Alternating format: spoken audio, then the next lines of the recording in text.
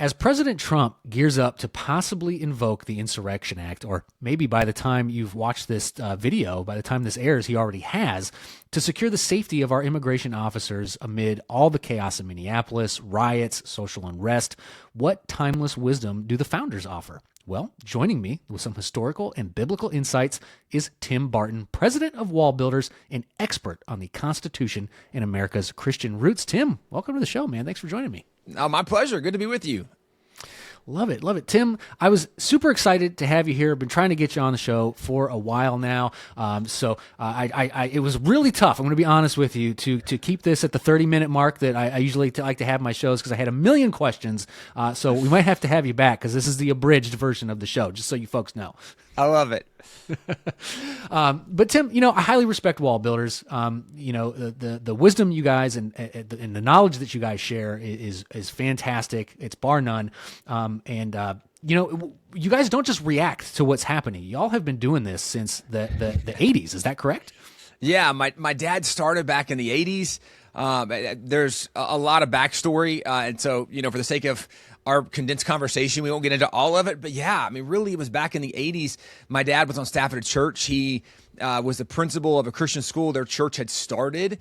And he actually was also building homes. There was a crew from the church, and so they were doing that. It's kind of like raising money for missions. That's how their church was, which is a really cool idea to have a weekend job to help support missions. But in the midst of him being the school principal, he had reviewed some documents, one of them that students were going to read, and it was George Washington's farewell address. And that's a quick background.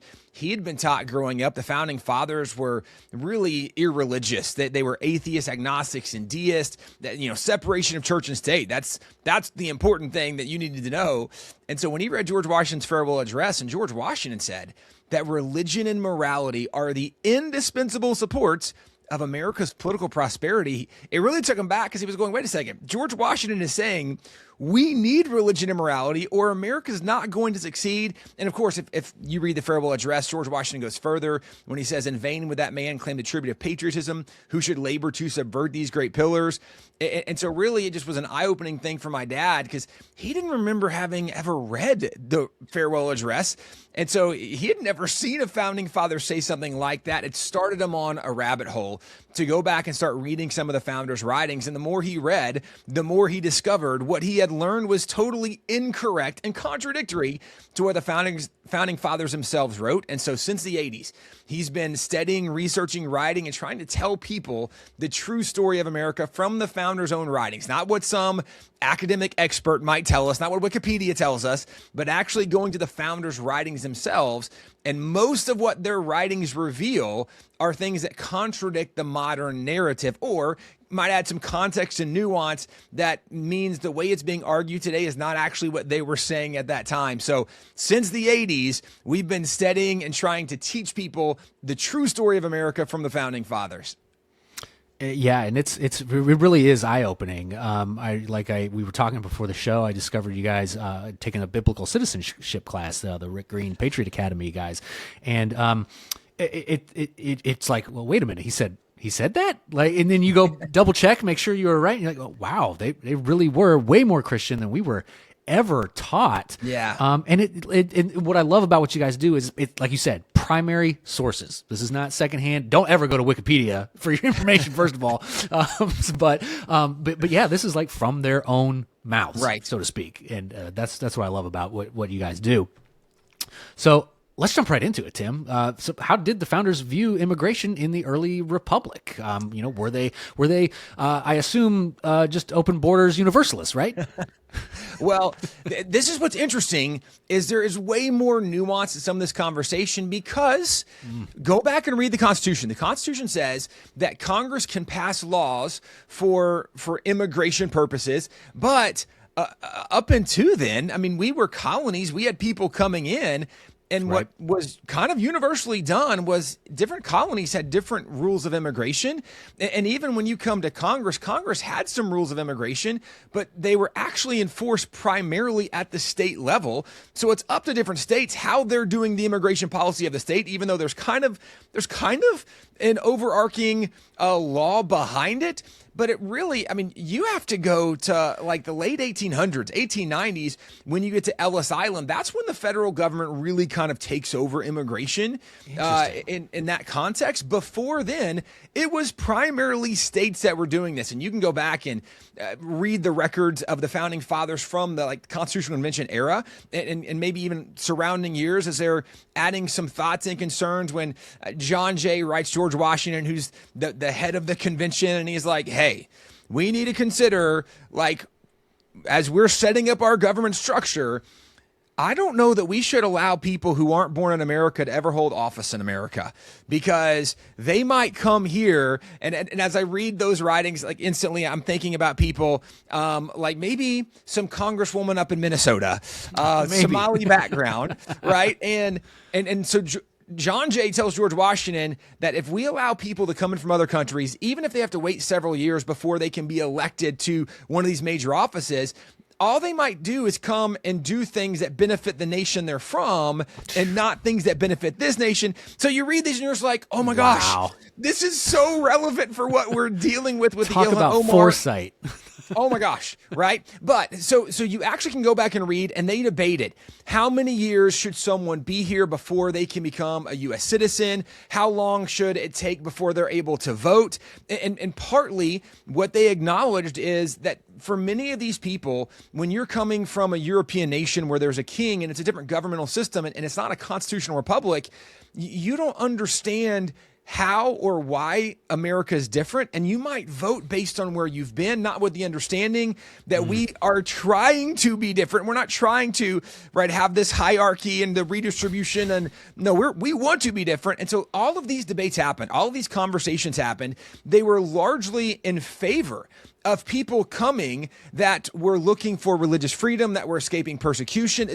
They were open to people that had skills and talents coming and making this nation better, but they did firmly believe in assimilation. And this is universal. They were very clear. People that come here, they need to embrace what we do. Benjamin Franklin had a great letter where he wrote, in Pennsylvania, there were so many Germans moving in. He says, we might need to slow down the amount of Germans coming in, because if too many Germans come in, then they might just continue speaking their German language and keep their German culture and heritage, and they won't assimilate. And then they will change Pennsylvania into something like Europe, and that's not what we want. Again, all of these are conversations they had, so assimilation was a very big deal for them. And there were many founding fathers that actually end up becoming, many of them already were attorneys, but also end up becoming judges. Samuel Chase is another great example, who was a signer of the Declaration, ended up becoming a Supreme Court justice. But he also was the chief judge of Maryland. And this is back when the states are the ones kind of upholding and enforcing the naturalization or the immigration laws for those states.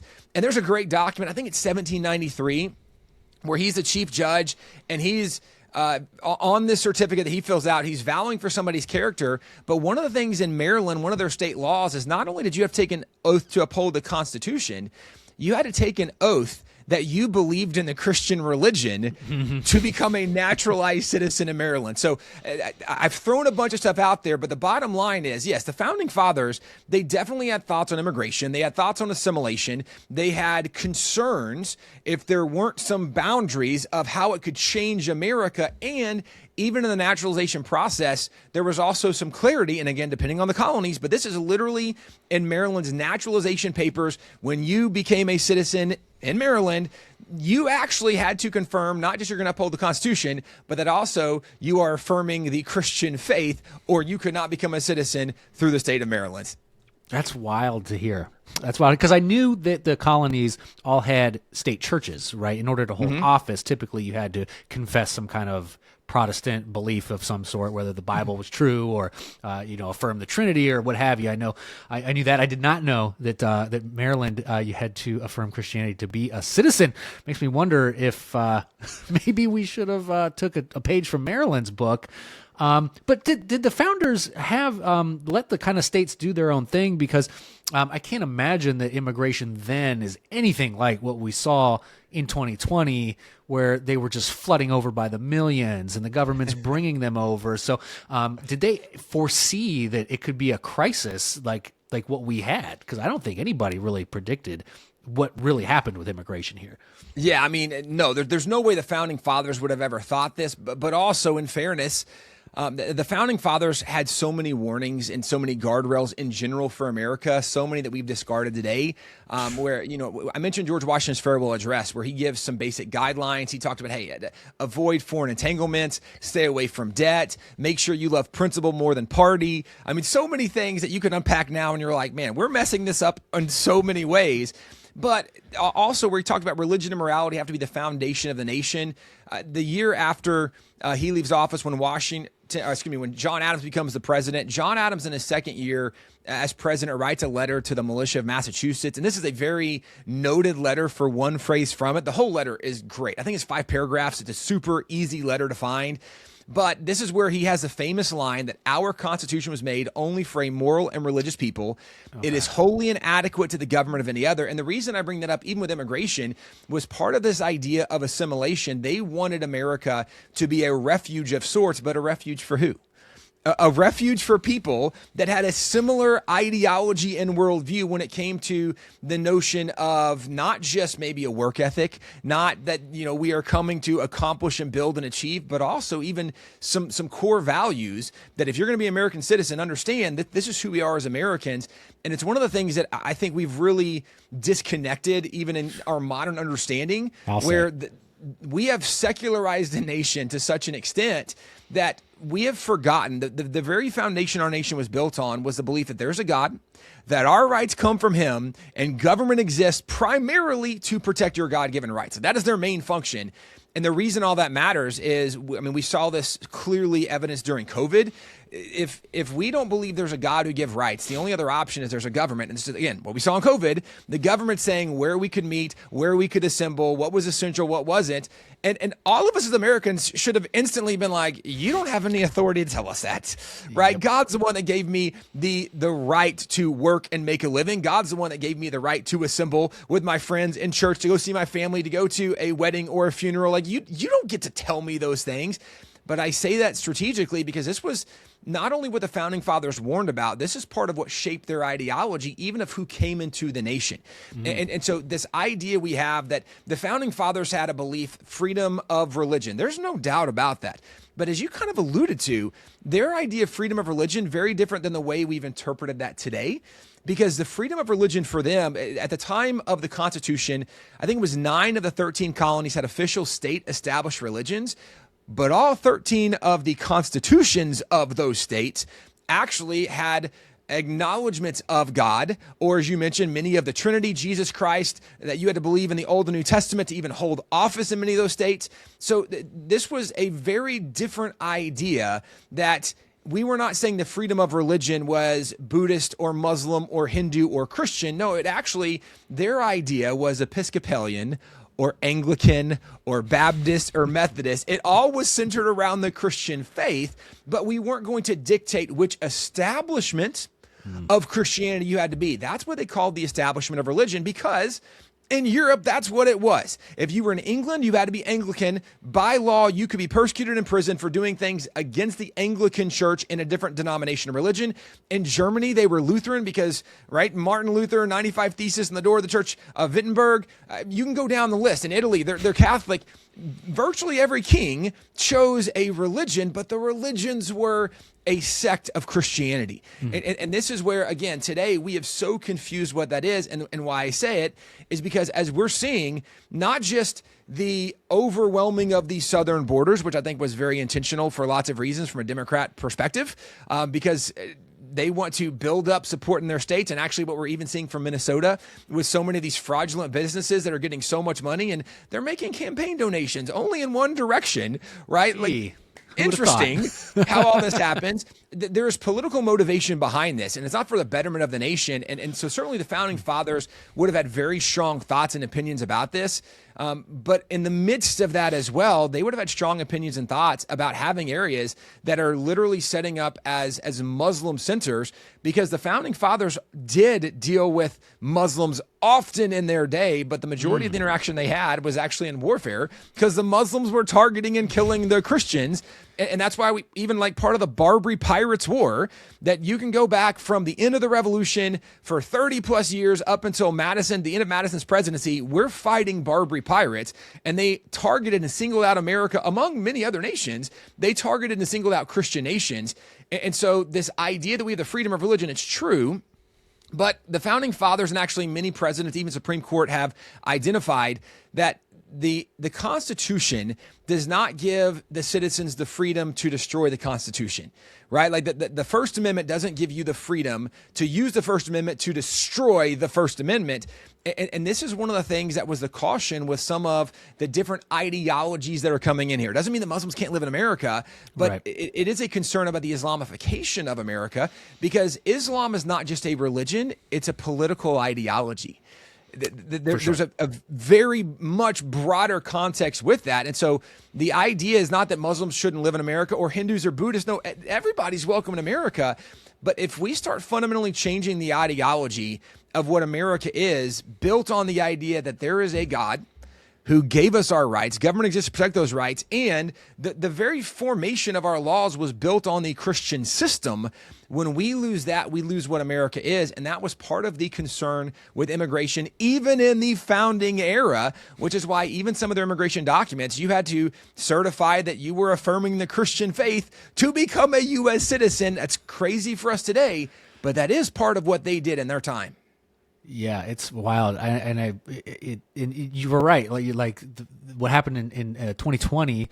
It's like, well, that's what, when you stop teaching about the real God, then because they want the government to be your right. God, and once you start worshiping the government, that's how you get all the wild, LGBT crazy stuff that we've been seeing. It's gotten absolutely insane, and I'm glad that you had mentioned that. Like, yes, other religions can live here, right? We're not saying that, you can't be, totally. You don't have to be a Christian, to be here. I do, however, think that maybe it's, if you're going to govern, if you're going to hold a place of office, I'm wondering if you don't plan on governing by biblical principles, if you should be allowed. That's a whole separate conversation for another day. But I'm wondering, it's like maybe you should have to affirm biblical principles if you're going to govern the country. Not just, you can come here and worship, but go ahead. Yeah, so let me add in. I don't think Franklin was a Christian. And yet Franklin, he encouraged, when he was the governor of Pennsylvania, actually back then, he was called the president. It was 1785, because the way their government system was set up, they didn't call him a governor. They called him the president of the state, which, not to digress, but we would know it as a governor. When he was governor, he encouraged everybody to go to churches, Christian churches. And one of the things he acknowledged is the more people we get going to church, the less crime we're going to have to fight in Pennsylvania, because he knew what the Bible did in people's lives. Franklin advocated for biblical values and principles, and many founding fathers did it. And Franklin was not the only founding father that I don't think was a Christian. There's a couple. Now, the overwhelming majority of founding fathers I would defend and argue were Christians. Like the overwhelming 90 plus, 95, 98% of something, they were Christian. But there are some that I don't think were Christian, but even the ones that weren't, they advocated for the moral teachings of Jesus, because what they knew is that you can't have a nation without a moral code or moral value system. And so then the question is, well, then what morals are we going to uphold in the nation? Who's got the best one? Right. But this is also a big deal, because there's a lot of people who are like, wait a second, we can't legislate morality, right? That's why Christianity's so dangerous, because it's going to legislate morality. And this is where I always want to point out to people, you have so confused how legislation works if you think that. Because every piece of legislation is a reflection of somebody's morality. Somebody thought this was right. Somebody thought this was wrong. That's why they passed the law. Yep. So it's not a question of, do we legislate morality? It's only a question of whose morality, or what standard of morality are we going to legislate? And this is why the founding fathers, even the ones who weren't Christians, advocated for biblical morality based on the teachings and the life of Jesus, because he was the greatest moral teacher that ever lived. But this is why it matters, because the founding fathers didn't require you to be a Christian to live in America, but they did say in America, we're going to uphold Christian values because those are the highest morals. And the argument was, like, go back to John Adams' letter to the militia of Massachusetts, that our Constitution was made only for moral and religious people. Why? Because the Constitution was built on giving freedom to people. But freedom only works if you have an underpinning morality, because if you give freedom to immoral people, what happens?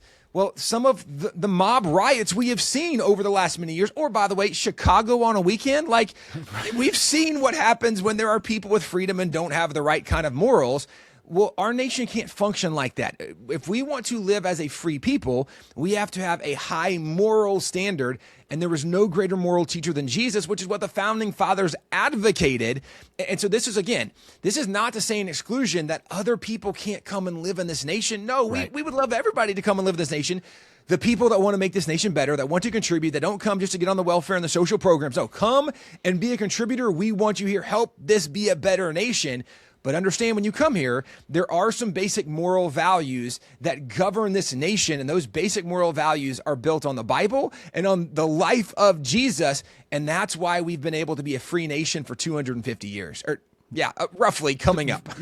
Coming up. 100% agree with you. Tim, real quick, how then does this, tell us about the 1790 Naturalization Act. Does that fit in with our conversation here on assimilation? Give us a quick overview of that act. Yeah, so there were several different naturalization acts that were passed. I think 1790, 92, 95, 98, and there's variations in all of those. But essentially, this could be very misunderstood to some extent, because there was some provisions like for white Europeans coming, and people were like, see, they're all racist. I understand the argument. I don't think it's totally a fair representation, but it's a little more similar to if somebody set up an HOA and they said, hey, in our HOA, you have to build certain sizes of homes. They have to be certain structures, developments. It was more to guide the development going forward, not based on necessarily the color of skin, but based often on the underlying philosophical, political understandings. And so they were trying to get more Europeans to come who had gone through, I would argue, some of this foundationally, had gone through the Protestant Reformation, who had a bit of this Western civilization back to the Bible movement. And I say that because when you look at also the colonies are the ones largely enforcing these. So there's a federal law, they're being enforced at the colony level. And we see this consistently in America, that there were lots of laws that were passed that were enforced differently in different times and different places. And so you do see, for example, that there were in a lot of colonies, there were a lot of black citizens that literally voting citizens holding office at the time these are passed. And they don't lose their citizenship. And actually, there were more people that became citizens, but then there were states, often in the southern colonies. And they're using this to say, see, no black people have any rights. They don't hold office. And so this was applied differently and often based on the worldview of kind of those regions. And worldview, I know that's maybe a little over encompassing to say like the entire state of Georgia had a worldview, but kind of that they were very much more disposed to a racist position that we would know and understand today. And that was very different from a Pennsylvania or Massachusetts, where we can document that there were a lot of black individuals that were office holders and wealthy business owners, et cetera. So there was immigration laws that were passed. It was mostly to target the kind of people they were trying to have move in. Gotcha. And again, this is also in the context of time. This is a different era than the world we live in today, which also does make a significant difference. Not to justify and say that maybe many of the things that they did at various times weren't wrong. We would look back and be like, that was not the best way to do it. But when you judge it out of the context of time, then you also, you have a faulty scale of measurement, because you look back and go, oh my gosh, America was so bad. Look at our immigration laws. And I would say, okay, let me pause you for a second. What were the immigration laws like in the rest of the world at that time? Because if you're going to compare apples and apples, you have to say, well, America did this, but what did everybody else do? And what you will discover is, even though we can look and go, I don't think America's immigration laws were great back then, what you will often discover is, even though they weren't great, they were usually better than virtually anywhere else, because they were more informed by the Bible in making these decisions. So even though it did not remove all racism from America, or again, things that we would go, that was not the best way to handle this, compared to the other nations, they were on a trajectory that was putting them in a far better position going forward than many other nations, with maybe very few exceptions. Like we could point out England ended slavery first. Well, that's true. But all of the northern colonies in the United States ended slavery by 1804. It passed laws for the abolition of slavery, because a few of those was gradual abolition, but they actually took legal steps to say we're putting slavery on the path to extinction. And that was 30 years before England did that. So even though England as a nation did it before we did, we had many colonies already taking those steps. And again, I'm saying this in the context of comparing it with other nations, because if people look today, they're like, well, this is one more sign that America was racist. I understand the argument. It's not totally wrong that there was maybe some racism involved in that. Sure. But America was taking steps in a positive direction before anybody else was. And when you judge them out of the context of time, you judge them in the bubble of a modern context and understanding, and even by the bubble of perfection, when people today look at America and they're like, well, America's done more bad than we've ever done good, compared to who? Because every other nation for the last 250 years has been worse than we have. Exactly. Right? By what standard? By what standard? Right. Yeah. And this is not to say that America hasn't made mistakes, because we have. Sure. Unquestionably, some of them egregious and atrocious. And this is not to cover up and say that we should not acknowledge some of the sins of our past, but it's also acknowledge. It's like looking as a Christian. I would say you go to Hebrews 11 in the Faith Hall of Fame. And in our Faith Hall of Fame, we're told to look to the Hebrews of the faith who've gone before us. And it goes through these incredible people, right? Like your Noahs and your Abrahams and your Davids and your Samsons and your Rahabs and like all these amazing people. And what the modern America story does is we say, yeah, but look at all the sins in those people's lives. And it's like, well, okay, that's true, but that's not why they're there. We're celebrating how God used them in amazing ways and did incredible things through them. It's not to say that they didn't have some major flaws or sins, and that's part of the story. Sure. But we also recognize that they were a greater force for good in that moment of faith, how God used them for great things. And this is where we've lost maybe some of that contextual understanding for America. America's not perfect. We've had some really bad moments, and yet in the midst of it, God has used this nation to accomplish some amazing things. And again, comparison to other nations, we have made far greater advancements in record time compared to any other nation in the history of the world. And that's I attribute to squarely because of the covenant we made with God when we formed this country. That's to me. There's no other explanation for that. But great points, Tim. Great points, Tim. So let me ask you your opinion here. Then, do you think that the states should have kept the being the enforcement arm of their own immigration laws? Do you think that's even possible in today's America? What do you think? Yeah, I think it would be very hard today. A little bit like what they discovered after the Civil War when the 13th, 14th, 15th Amendment were passed. And, at that point, you have some of the southern states that are like, hey, I understand that blacks don't have the right to vote, but we're going to do a poll tax, right? We're going to make this as difficult as possible to try to hinder that. I think there would be states today that would essentially disregard some of the laws or processes. I mean, not dissimilar to what we've already seen in California, that they're giving driver's licenses to people that are illegal citizens that have criminal records, like even some of these Class C, the truck drivers. And we've seen some horrific accidents and things in social media identifying some of this.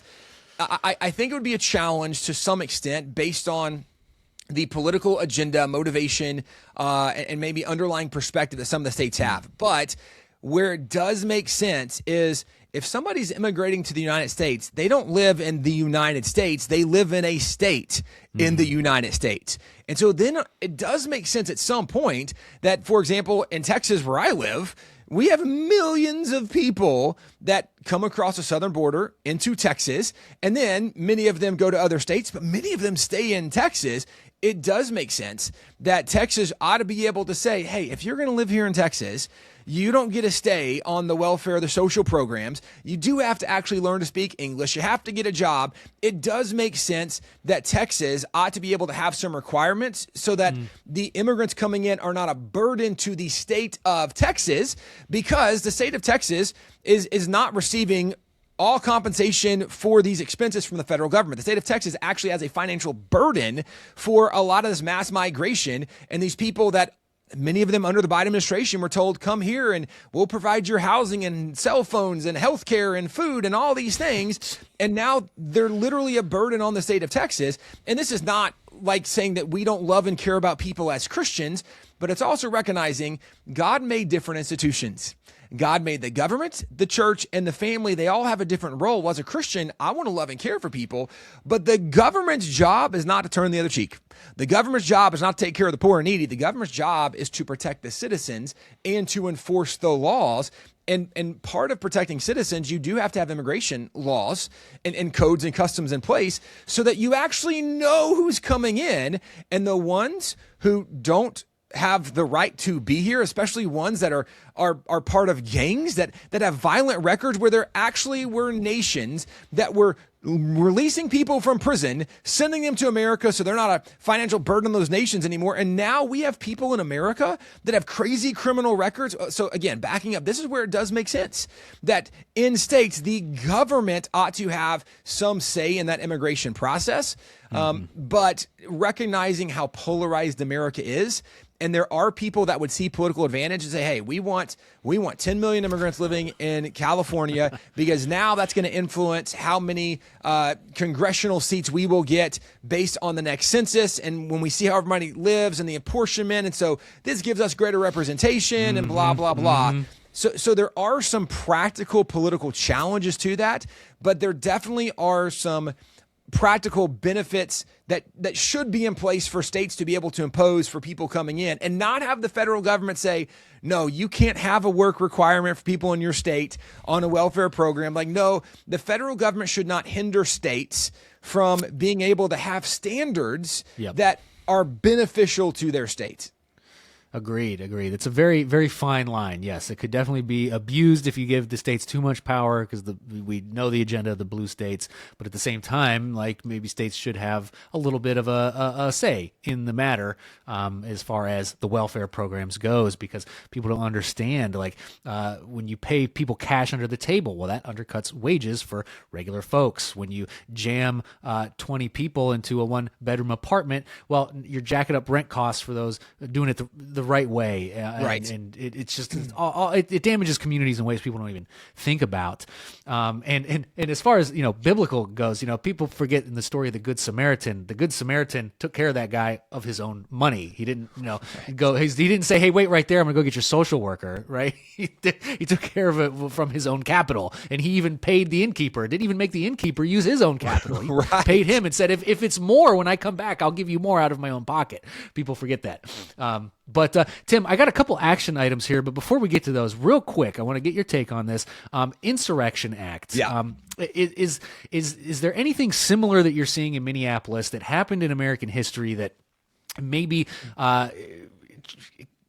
tells us that, maybe it should be used, or no, this actually doesn't add up with the other ways that it was used? What are your thoughts on the Insurrection Act? Are we seeing something parallel in history here? Yeah, so the Insurrection Act that's a great question, because this was used, I mean, there's a little bit of debate of the exact number of times, but approximately 30 times historically, the Insurrection Act has been enacted to some extent.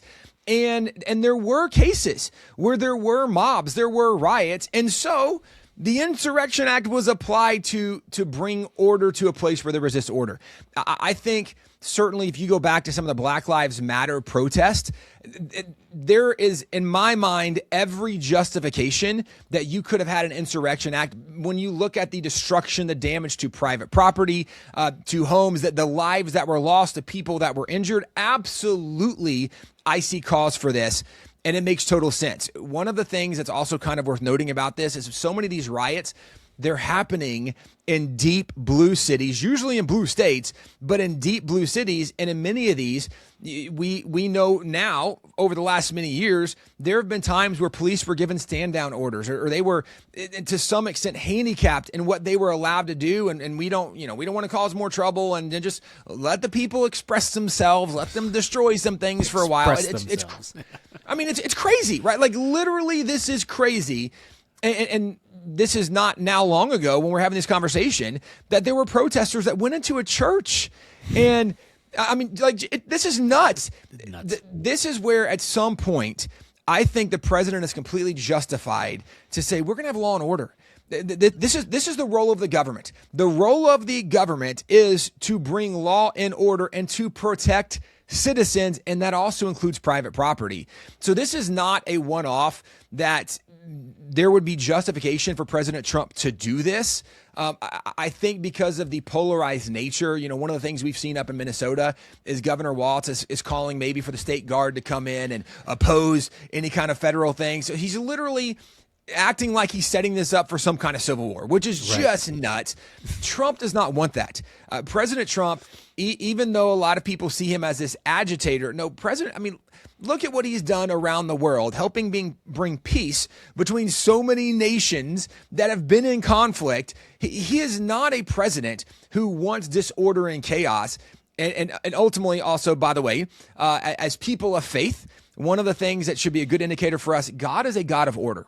Right? When God created, everything God created was on purpose for a reason. There was order to it. The devil he's the master of chaos. So when you are seeing disorder, you can already know this is not of God, right? This is not a biblical thing that is happening in these situations. And these are not peaceful protests when people are being bullied and intimidated, fear tactics, when there's destruction of property, when there's people being assaulted. That is not a peaceful demonstration. And by the way, peaceful demonstrations don't happen on private property.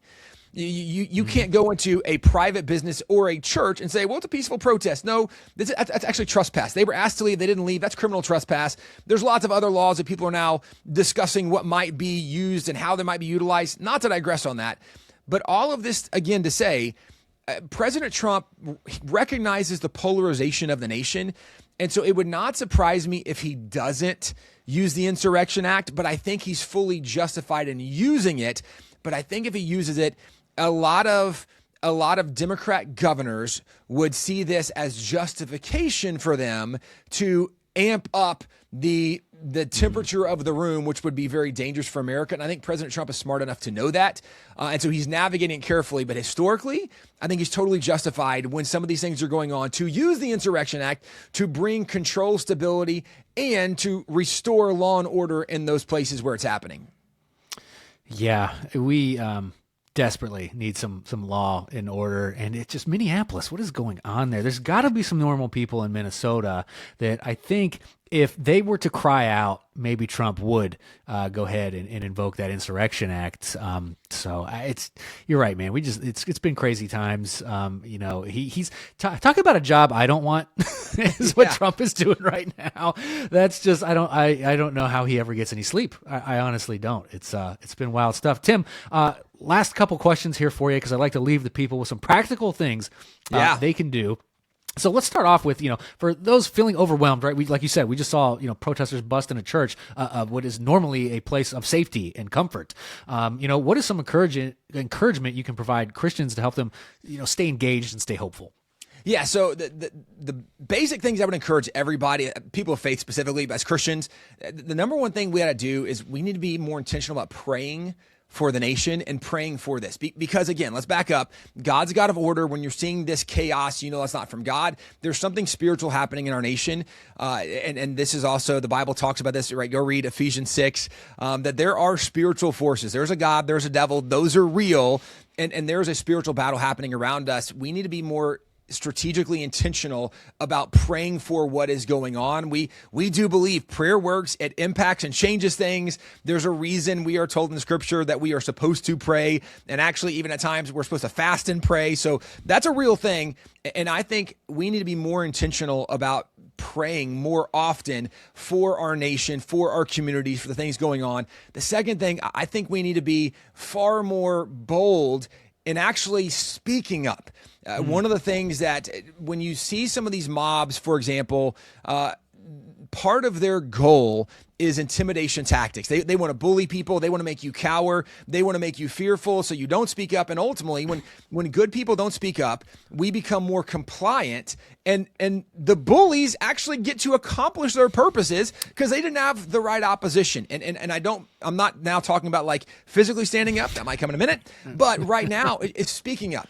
Because there's a lot of things happening on social media. At this point, probably most people know there's algorithms, and you kind of get the feeds that feed you. Well, there are probably people that are your friends that follow you on social media, and some of them might not have the same understanding that you have. They might not have the same context and perspective and worldview. You actually can speak truth to someone what's going on, pointing out things maybe your friends haven't seen. And if we can help educate people, one of the challenges in modern America is most of the academic educational institutions are actually teaching and encouraging a lot of Marxist, socialist, communist propaganda.